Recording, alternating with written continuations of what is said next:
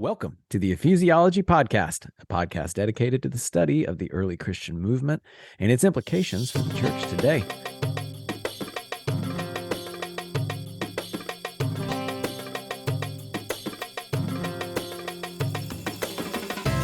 Today, we are joined by Michael, our resident ephesiologist. I am Andrew Johnson from Houston, Texas, associate pastor at Neartown Church, and we are joined by the famous, the infamous, somewhere in between, Daniel Yang. Daniel is the director of the Church Planting Leadership Forum. Do I have that correct, Daniel? You have very leadership close. in there, so correct me on what I have missed already. So I direct the Church Multiplication Institute, and I help to facilitate the Church Planting Leadership Fellowship. So it's all in there. It's all in there. This is what happens when you get used to seeing acronyms and then not ever actually pressing what those letters mean. So we are very thankful that you are joining us today. So for anybody, I think from most of our listeners, they're familiar with maybe you or some of your work now or some of the work in the past, just because I think Michael and I know our crowd. For those who are coming upon this podcast and they have never heard you, Daniel, what are some of the things that you get to do with Church Multiplication Institute? And what are some of the most important things about yourself somebody should know? Yeah. Well, first of all, Andrew, Michael, thanks for having me. And Andrew, I've enjoyed getting to know you over the years. And then Michael, I just, you've always been somebody that I've learned from, and some of the think tanks that you've participated in. You've always been a huge part of the contribution. And so thanks for having me on again. Love the concept of ephesiology. And so what I do at the Church Multiplication Institute is it's a think tank for church planting, specifically in North America, so U.S. and Canada in particular. And I work with church planting leaders, those who lead church planting organizations, so denominations, church planting networks. And really, we convene leaders to think about best practices and do a little bit of research, but then the research is really just to convene people. And part of it is to disseminate best practices, see who's doing what, and bring higher levels of collaboration amongst. You can imagine denominations sometimes have a hard time working together. So facilitating those relationships, but also we're looking into the future as well.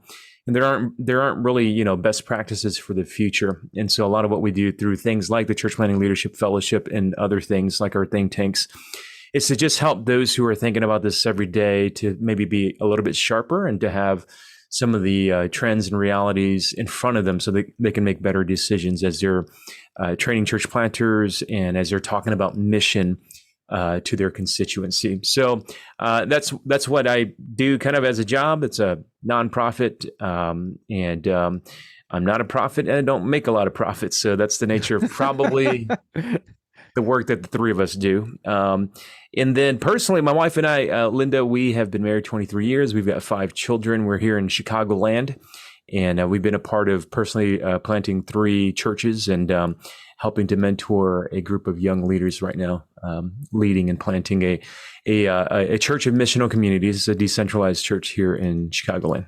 Okay. Well, I had like a previously set thought questions, but now I'm wondering, how is that decentralized group of churches? How is that going? What are you learning just from your own church experience? Yeah.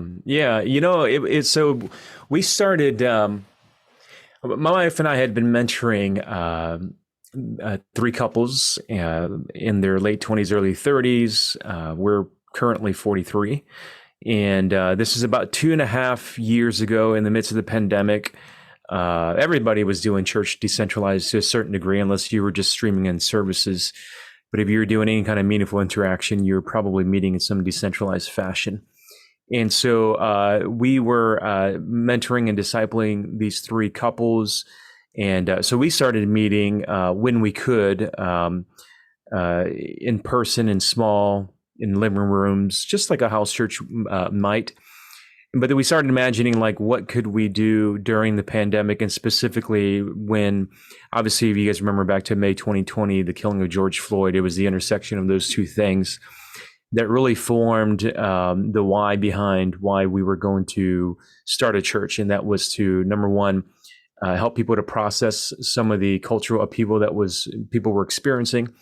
And then number two, to provide a place of community for those who were searching for that amid the pandemic. And so that it started decentralized. And so we really started in some ways emphasizing engagement of neighbor and neighborhood, and then the agility of meetings. And so imagining meetings as engagements rather than like gatherings. And so you would meet to engage in the park, or you would meet to engage your neighbor next door. And so that became, in a sense, mission was the, kind of the centering or the organizational organizing principle. So not very dissimilar to missional communities that you may have been familiar of in the past, Soma communities. But in the midst of that, it was just, learning to be Jesus to our neighbors. And so along the way, we started doing monthly training, equipping gatherings. And so a time of worship, a time of training and equipping. And so we've been at that for about 2.5 years. And it's been a really amazing experience for somebody who's planted two kind of prevailing model churches. This has definitely been challenging, but also very, very fun. Well, I want you to unpack that some more, Daniel, because, I can remember right when the pandemic is breaking out, you and Ed and a bunch of us, I guess, were on something, a webinar or seminar or something. And there was a sense that I had from that of somewhat excitement that maybe God's doing something to kind of shake us up and to break us out of the molds that we've been in. And it started sounding kind of cool about what could happen. And yet on the other side of the pandemic now, we're realizing, oh, wait, it didn't really go like we thought maybe it would. But what you're saying is that, gosh, something really cool did happen as a result of the pandemic, and that your missional community sounds like that's a part of that. Yeah, I think so. And this has been our learning journey, to not try to pit like models against each other so hard, because I may have said this before, but we've been trying to emphasize agility. So what does church agility look like? Think back to Bruce Lee when he's having his famous conversation on what is Kung Fu, and what does he say? He says Kung Fu is like water, right? And so it's this idea that Kung Fu, it takes shapes. It's not like one thing. And in some ways, we've been asking that question, like, and I'm not an ecclesiologist or a church politist. I don't know if that's even a word. But can we make it one? Let's make it one. Sure. Let's make it there's one. an ephesiologist, so why there's not? a lot of church politicians, but I don't know about a church politist. Yeah. So, anyways, a part of it is my personal sense that like you can be the church without having like super rigid like rhythms and so.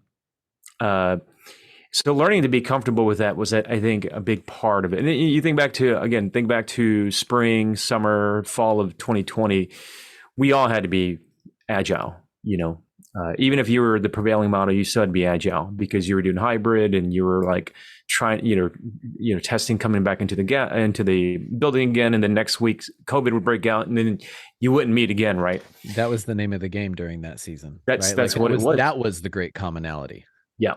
And so we have carried that forward into this stage of post-pandemic, where others may not have, because again, there's no like, not saying one is better than the other, but I think there's a sense in which, like, for many people, especially those who had established churches, that's very hard to do because you had a rhythm and you're trying to get back to a rhythm. We didn't have a rhythm. We were trying to establish a rhythm. It doesn't mean that we don't need cadence. We do need cadence. But like, if you were to go to our website, there isn't like, service happens at 10:30 to like, there isn't that sense that happens. As a matter of fact, this past weekend we met for corporate kind of training, and then also a Christmas lunch, and that happened at noon on Sunday. Sometimes it happens at 10:30. But again, redefining, our missional communities around engagement, and not even like house gatherings or worship gatherings, but around engagement. And that's not been easy to do for everybody. Not everybody who has come into our missional communities has been comfortable with that, because, there isn't that like weekly cadence for people. And so we're learning, but I love, Michael, that you said that, many of us sense that the pandemic was a time of shaking. And honestly, there is a passage from Hebrews chapter 12 that was really powerful. It talks about, I think it's verses 26 and 27, about how God is blowing on things, and he's removing things that are shaken so that the things that won't be shaken can remain, reminding us that his kingdom itself cannot be shaken. And I think that's been a really great image for us. Like the things that aren't supposed to be around anyways, they're eventually going to fall off, but the things that will remain are going to stick around. And we're starting to discover some of those things. So. Well, unpack that a little bit for us, Daniel, because I'm fascinated by this idea of missional community. You're talking about equipping and training times. Yep. What does it look like practically? What does engagement of the community look like? Sure. Yeah. And in my explanation, it won't feel completely novel to especially your audience. But so much of our missional communities is developed around relationally, what is God doing in each other's social networks? So, for instance, I live in a predominantly Hispanic neighborhood. I'd say 75% of the kids in our schools are Spanish speaking or come from Spanish speaking homes. And so and then we also have a high concentration of new arrivals from different countries, refugees. You can imagine recently from Afghanistan, and now increasingly more Ukrainian refugees, but before that, Nepalese, Bhutanese, in other parts of Africa. And so that tends to be the makeup of our neighborhood here in Aurora, Illinois, where I live. And so engagement for us, on Friday, our part of our missional community, we had a gingerbread making thing for kids. And I think all the families that came were Hispanic. And, this wasn't a project that we were doing. We were just doing something in my living room with our neighborhood friends. But then the conversations eventually become about, understanding what Christmas is, and, understanding kind of the Catholic, a lot of them are previously Catholic teachings on it. And so a lot of our conversations become about, what does it mean for you as somebody who's not a Catholic? What do you understand Christmas to be? And that's just kind of the natural rhythm. In one of our other missional communities, they were also doing an event. Event sounds so formal. They were having people over at their home. They live in a neighborhood that also has a high concentration of refugees, a Pakistani family. These are just people in the neighborhood over, and very similar conversations. So as a Christian, what does Christmas holidays mean to you? Pakistani Muslim, obviously, Christmas means something completely different to them. And so an exchange of life, an exchange of discussion, and then over time, an exchange of faith. That typically is like, the makings. And this is us, I would say in some ways, if I view myself as a disciple maker, my wife and I, we're learning to help, the 12 or 13 people in our missional community learn to develop these natural rhythms in their neighborhoods and in the communities, so that like gingerbread making becomes an opportunity to share the gospel, things like that. Yeah, that's cool. I love it. So this sort of thing is what excites me. This has kind of been like a burning passion, almost desiring to see more and more people get engaged in their communities, to serve others, to love, to view these sort of things as normal, right? Like you said, it feels weird to call this an event, right? Like and we wouldn't like something like exactly. We were just doing a Friday night thing, Yeah, and it just happened to be that. Yeah. So for those of us who are like me and sometimes are in a different context, sometimes the grass is greener on the other side of that fence. So what are some of the obstacles that you have come up against through missional communities and the way that you guys are doing ministry that you didn't really foresee when you started, that you have been like grappling with, working with now that you're in it? Yeah, two things come to mind. One is polity, and then the other is just the rhythms and cadence.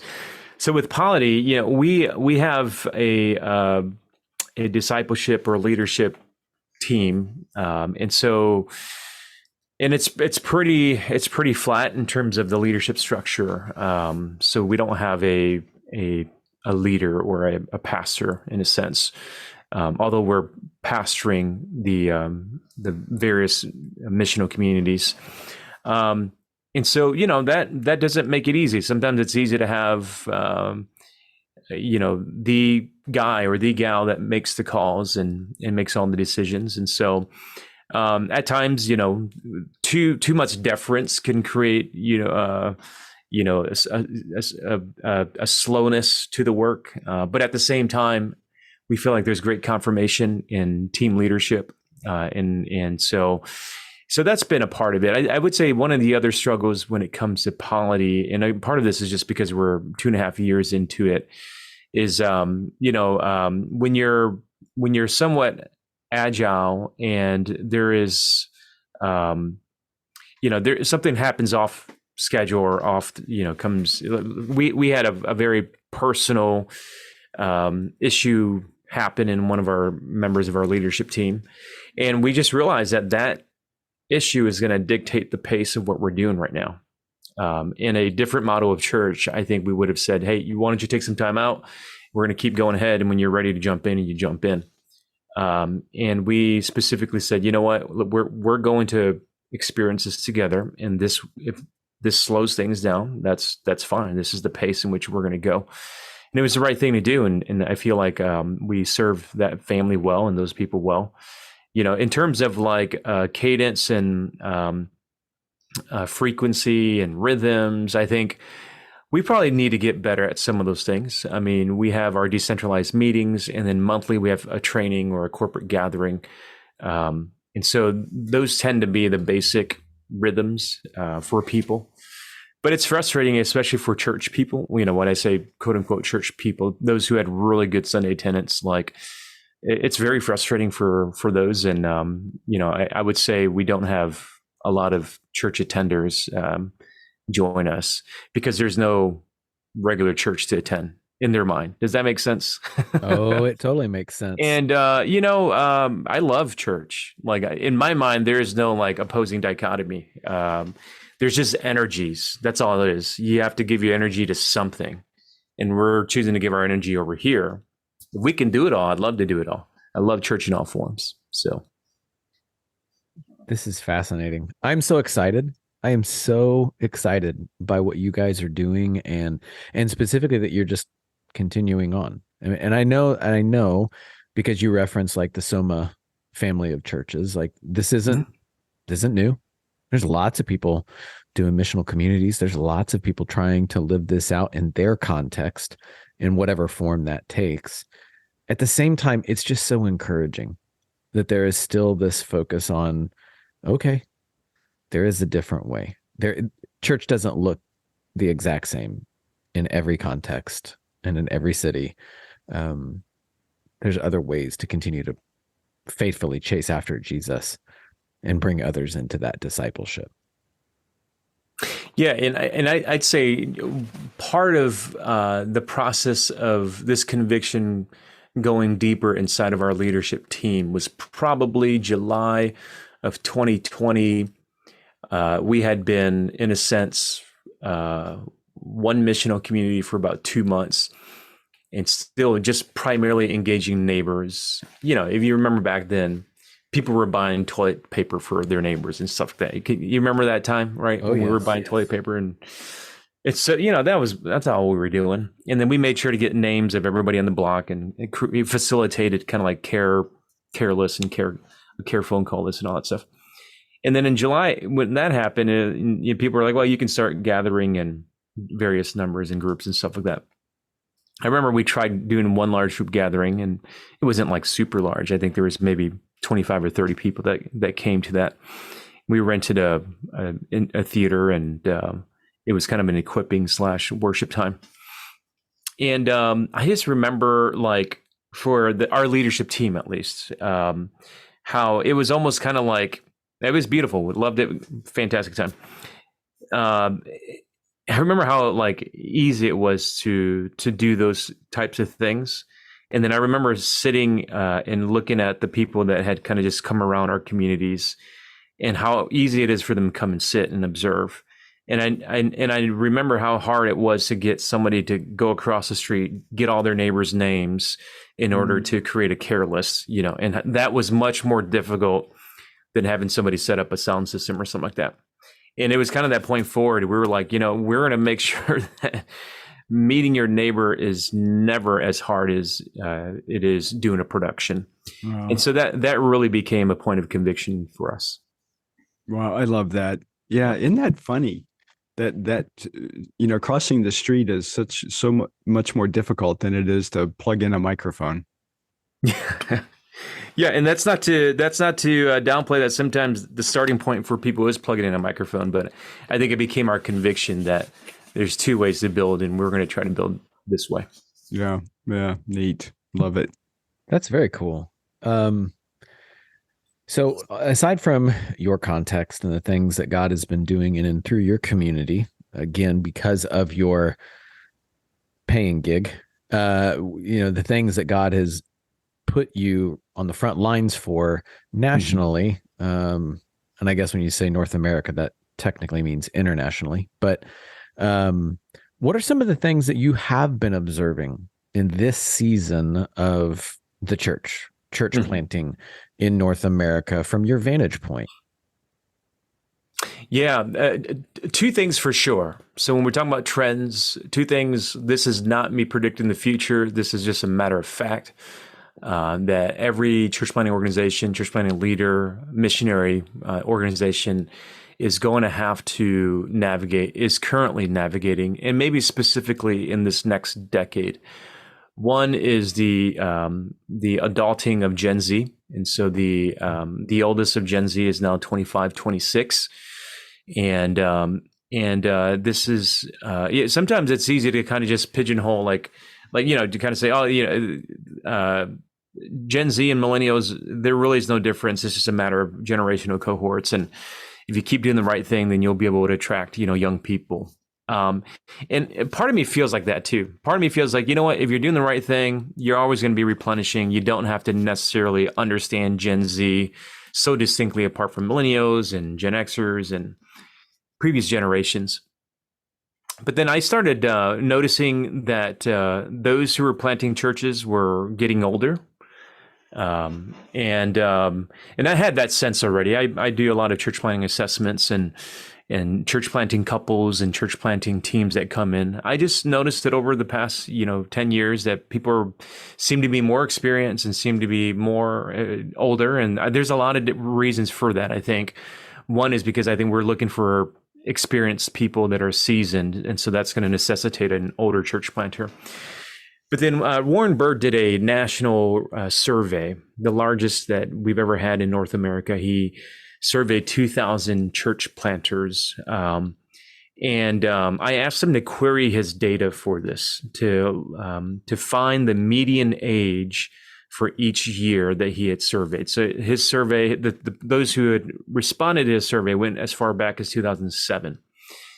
And so he created a chart from 2007 to about 2021, 2022. And in 2007, the median age for a church planter was 32, 33. So that means the bulk of people who planted churches in 2007 were in their early 30s. Fast forward 15 years to 2022, the median age church planter was 42. And so almost a 9-year difference between the two. And again, there's a lot of different reasons for why this is probably the case. Part of it is because, again, we're looking for more skilled people to plant churches. We're weeding people out on the front end, and sometimes those who don't yet have ministry experiences, they're not planting churches. And then there's other things, like we have more mega churches today than we've ever had before. It's a very recent phenomena in Christian history. So there's more positions for younger people to take on full-time paying jobs. And so remember, it used to be just the angsty Gen X youth pastor that was planting churches 15, 20 years ago. But I also think that the narrative around church planting is not translating from Gen X older millennials to the next generation. So for instance, like if you were to say church planting pipeline, that's going to make a lot of sense to a Gen Xer, and it'll probably make some sense to a millennial. But by the time you get to a Gen Xer, a Gen Zer, like they don't want to be a cog in your pipeline or a widget in your pipeline, right? So there's a language that we use to describe mission in the systems of mission that I think in some ways are that the next generation is less interested in. Even the way that we talk about the challenges of the church decline, right? That's an easy one. We talk about less and less people going to church. We talk about less Christian influence in the public sphere. And to Gen Zers, and this is every single poll, whether it's Gallup, Barna, Springtide Research, Pew, every Gen Zer is less willing to affiliate with this understanding of Christian society. And so to me, it's also a narrative issue. And so it's very complex. And I think that it's going to take, several decades for us to really imagine mission around a different motif other than like the decline of Christianity in North America, because that's really reliant on, I think, the golden era of Christianity, which some tend to think it's 1950, 1960s because of the rise of denominations during that time. So that's one factor, Gen Z, and then the second one, it'll be much faster. Just the continued increase of diversity, and so by 2040, U.S. Census projects that we will not have a racial majority by then, which means that whites will be less than 50% of the population for the first time. And I think there's not one mission organization, one church planting network, one denomination that I talked to that they don't think through this issue. How do we better reflect our constituency, but then also how do we better reflect like the diversity happening outside of the church so that we might better reach them? And so it's not that this is new news, but I think it's become much more urgent for those who are leading, because most of our networks and organizations are being led by young boomers or aging Xers. And in the next 10 years, we're going to see a transition of leadership of these organizations from boomers and Xers to older millennials and possibly even Gen Zers. And so that navigation of that transition is going to happen in 10 years. And so I think there's a lot of preparation that's happening in these organizations to make sure that those transitions can happen well. What's the risk here, Daniel? Because, in one sense, it sounds to me that a part of the potential issue with the Gen Zer is, looking at a Christianity that's tremendously fragmented and continuing to fragment, and a disillusionment with how fragmented we've become. Yeah. I think that's probably definitely a lagging indicator. I think probably even more so than the disillusionment and the fragmentation is the heavy burden that I think the stayers or those who are remaining inside, and I'm going to shrink the whole world of Christianity into like evangelical Americans. I'll just kind of qualify it. So those who will remain inside American evangelicalism and who will lead that for the next generation and the current generation, that their burden is going to be like, even so much more, because, they don't have a natural outlet to delegate leadership responsibility to their institutions, are seeing less and less dollars. I see this in Christian academics. And so I don't want to say it's an existential threat to institutions, but the average institutional leader feels like there's a potential existential threat to their organization. And so they can't even think about how do we start reaching other people because they're just trying to maintain what's in front of them. But also, Michael, I think one of the other things beyond disillusionment is, again, just the pragmatics of what we're talking about. If we don't reimagine like the importance of, capturing Gen Z's mind with the gospel and Jesus's mission, will we be okay? Maybe we will be, but will we be okay in 10 years if the average church planter was a 50-year-old? And maybe we will be. Maybe that's not an issue. I'm definitely not trying to be an ageist, but I do think that those are things that we need to ask ourselves. If we don't consider what's happening, potentially by the time we get to, 20, 30 something, the median age church planter could be a 50-year-old. And what does that say about how we've trained up the next generation? It seems to me that even from the way that you're dealing with this or talking about it, it really seems important asking the corollary question: if that continues to age up northward, the average church planter is 50 years old. The connected question must be, and are they effective at training up disciples to train up disciples to train up disciples, right? Is Sure. The kingdom growing, right? Because if our initial question is, are our institutions continuing, then we're asking a very poor lead question. Yeah. Are we actually raising up disciple-making disciples? Are people in a greater number, and generationally too, right? Just like you said, is Gen Z being reached? Do they know Jesus? Are they being changed by him? Mm-hmm. If we're not asking that question and we're more concerned with just, as you said, institutional upkeep, then. Yeah, and it's interesting because there are some things that happened during Gen X that I don't know we had ever seen in previous generations, at least to the same degree. So hear me, I'm not blaming Gen Xers because they already felt blamed for a bunch of other things, and that's like their identity. They're known right? as Gen X, right? So, but you see, during Gen X, it's again we're shrinking everything down to the evangelical church in America. Even then, there's so many different streams. But you see interesting phenomena is the rise of stadium youth gatherings, right? This was a big thing. Whether it was Acquire the Fire or Promise Keeper type events, which again was more men, but there's also the stadium concerts and the Harvest Crusades, which would have in some sense would have been replicas of Billy Graham crusades and but youth oriented stadium events. Nothing wrong with them at all. But you see this rise of phenomena, and then you see the rise of youth pastors, right? And so probably in the 70s, 80s, and 90s, you are seeing youth ministry explode. The professionalization of youth ministry, it explodes. And I wish that it exploded because we needed full-time people who made disciples that made disciples that made disciples that made disciples.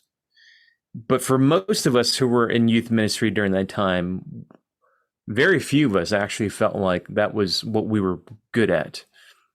We were all good at doing youth programs. Draw a crowd, entertain.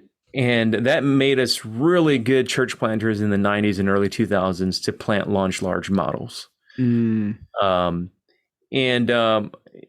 not saying this is a consequence of it, but there's definitely some correlation there in the way that we thought about how do we reach people.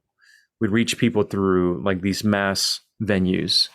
And my venues were never that big. I might have had 120, 100, maybe 200 youth at a time. But I do think, and then in that, thank God there were leaders that we'd raised up, and there were people who went on to be disciple makers and stuff like that.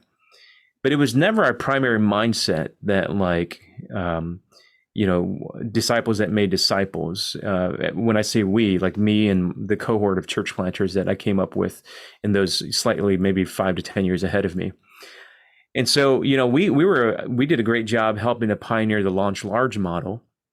And now we're, probably about 30 years, 40 years into that particular model. If you go back to maybe Hybels or Rick Warren as the proliferators of that model, we know 40 years now, 43 years from Saddleback and a little bit longer for Willow Creek. We know that this model in some ways is not giving us the return on investment that we thought it used to give, right? And so I think these are just things, these are dynamics. I don't say these things to make value statements about them, but these are dynamics that we now have to translate to Gen Zers, because they don't understand what happened underneath. They just see megachurch pastors falling and imploding, and churches amassing influence and wealth. And so I think these are just dynamics that we have to deal with in order to frame mission better for the next generation. Yeah, and I mean, you make an interesting comment. They're seeing church leaders, churches implode, churches acquiring massive wealth, and they're not seeing the correlating change that they're passionate about, right, in society. And that's fascinating, Daniel. Yeah, and I think we saw this come to head in things like the 2016 election, and not just in politics, but the racial tensions. The opinions about these things definitely have a generational dynamic to it. So, what are some of the things that you have been seeing? You talk about the Church Multiplication Institute doing what it can to talk about best practices. Mm-hmm. And it seems to me some of the things that I'm hearing from you are in the adulting of Gen Z, helping to equip and empower and release them into leadership. Mm-hmm. If I'm hearing this right. So what are some encouraging things that you are seeing from churches in North America trying to engage in that? Yeah. Yeah, and there are definitely encouraging things. A couple of things regarding, like, there's that institutional approach. So what your church planting network or an organization or a denomination. And then there's kind of more the grassroots, which is, maybe a local church, or maybe not even a local church, but a local leader, disciple maker. From the more organizational perspective, I do think that those who lead organizations are getting better at telling a different story about mission. And so most of them can still have a little bit of that church decline narrative, meaning that we need to plant more churches so that we can, in a sense, take back the culture. And very few people would say it in those words, but that's kind of like what's underneath it. Is we want to win back the culture wars. But I think many are beginning to reimagine better narratives around, like, embracing what God is doing in the world. And that partially is because of things like the immigrant church that's arriving here in North America. And so immigrants that are come here that are already Christian, which by and large is the cause for growth for groups like the Assemblies of God. Assemblies of God are the only evangelical denomination that's grown year after year for the last 30 years. And if you look at the racial and ethnic composition of their growth, it is almost primarily through people of color and immigrants, specifically Hispanic people. And so if you look back 2009, there were 2007 or so, there were about 1.8 million members of the Assemblies of God that were white. Their denomination has grown dramatically since then, in less than 20 years. And if you look at their population membership of white people today, it is still 1.8 million. Doesn't mean that they haven't added white people to the denomination. It just means that their noticeable growth has become almost completely from non-white and usually immigrants. And, again, so that forces an organization to not just say, we need to plant more churches so that we can win back the culture. We actually need to plant more churches because that's what God is doing. He's sending the church here. Yeah, I oftentimes use the phrase, the arrival church. 1 in 4 immigrants that come to the United States are already Christian. And so Stephen Warner said, He's a sociologist out of the University of Chicago. He says that immigrants is not the de-Christianization of American Christianity. It's the de-Europeanization of American Christianity. And so I think it's a dynamic that people are realizing, and especially amongst Hispanics, because they have the largest number of youth population right now in America. That makes a huge difference. I just came back from El Paso and Juarez about a week and a half ago, and that was very impactful for me to understand that dynamic. From the ground level, Andrew, what's also encouraging is there are those who are trying to kind of as a leading indicator for what church growth means. People are starting to look at things like, how do we actually multiply like smaller expressions of church before we start really putting the emphasis on large group gatherings? So if the average church planter today, they probably still want to do some large group gathering.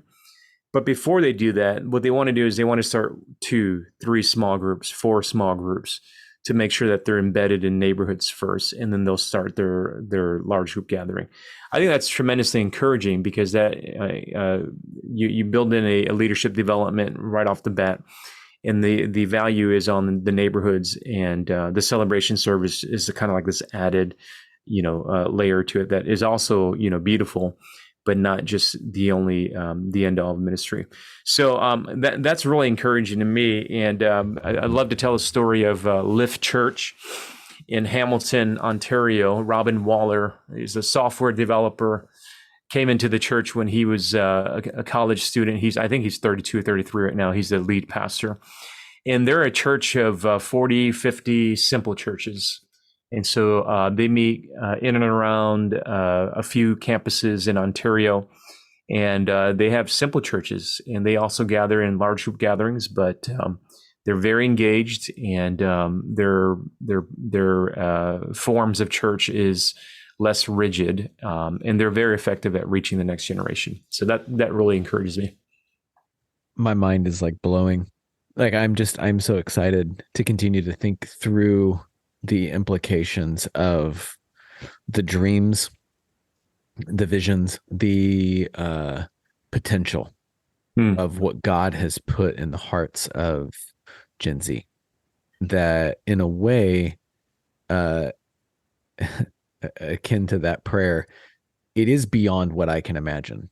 And part of it is, as I was once called, I definitely took it derisively, but a geriatric millennial is what I actually fall into.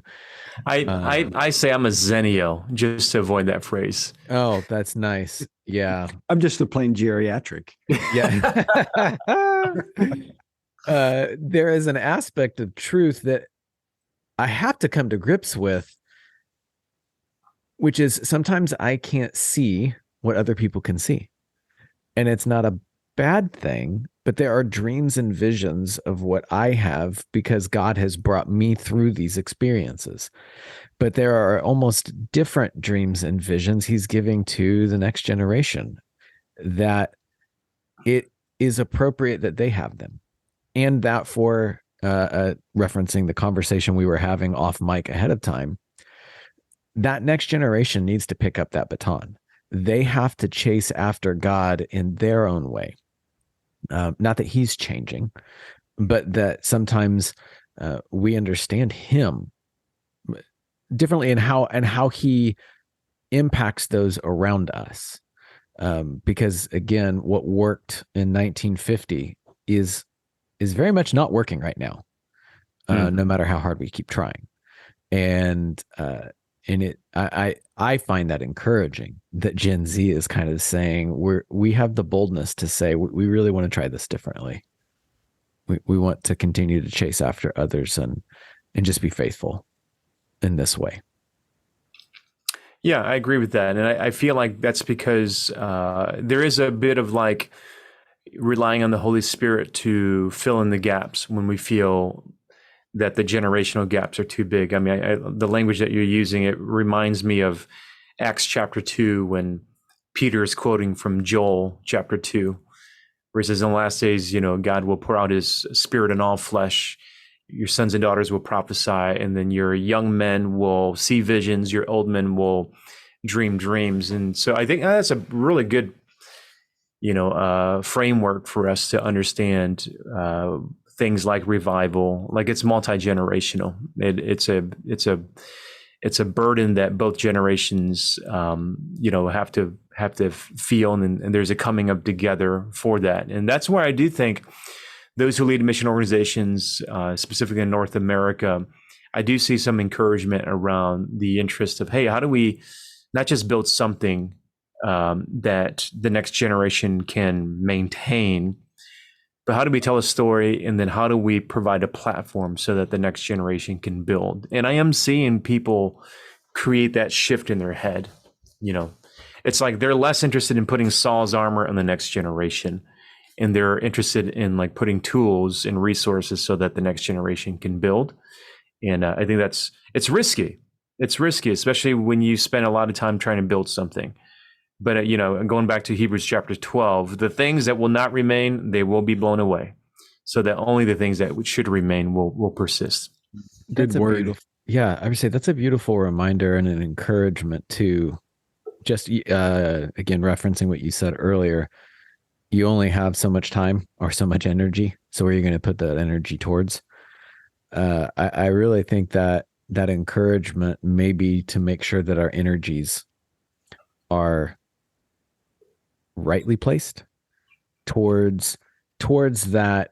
Are we helping that next generation, the people around us? Are we spending our energy towards something that might be a little bit more Holy Spirit led, where He is going to provide the what, as opposed to spending our energies and times not into the tools, but into the framework? Like, we're trying to build something. We're trying to chase after something. This is the framework that it has to look like, and it has to work. And the next generation is not even interested in our framework. The future of the church isn't interested in what we've been toiling at, that we thought was so important. We must chase after it. We must do this. And perhaps the next generation, the future of the church, is saying, so thank you for your faithfulness.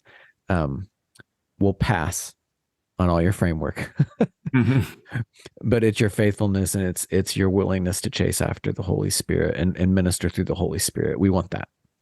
We'll take that. And, absolutely. We'll go from here. Daniel, I had a few more questions, but it just feels like a good spot to end our podcast today. And I'm giddy. I am super excited by what you have paid faithful witness to us about the things that you have seen. So thank you so much for bringing just your observations from the front lines and all the different places that God has you. Appreciate you, man. Yeah, appreciate the work that you guys are doing, and Ephesiology, and all our friends that are connected to you. I think we're all on the same team doing the same thing. So God bless you guys. Amen. That's fantastic. So that I won't botch it, if anybody does want to get connected to you and the Church Multiplication Institute, where can they do so, Daniel? Yeah, so our socials are Church X INST, so Church X for Multiplication INST, Instagram, Twitter, Facebook. Website, you can go to wheatonbillygraham.com, wheatonbillygraham.com. We're one institute underneath the Billy Graham Center at Wheaton College. So that's fantastic. Well, please, y'all, go connect with Daniel, follow him on Twitter and Instagram. I mean, you can go and find such wonderful photos as him dressed as Santa, doing all he can to entertain those that God has given him to care for. For those of you who are just coming into Ephesiology, we would encourage you to go to ephesiology.com, learn more about us, even masterclasses. Is it masterclasses or masterclass? Masterclasses.ephesiology.com. Sorry, I had a brain fart there.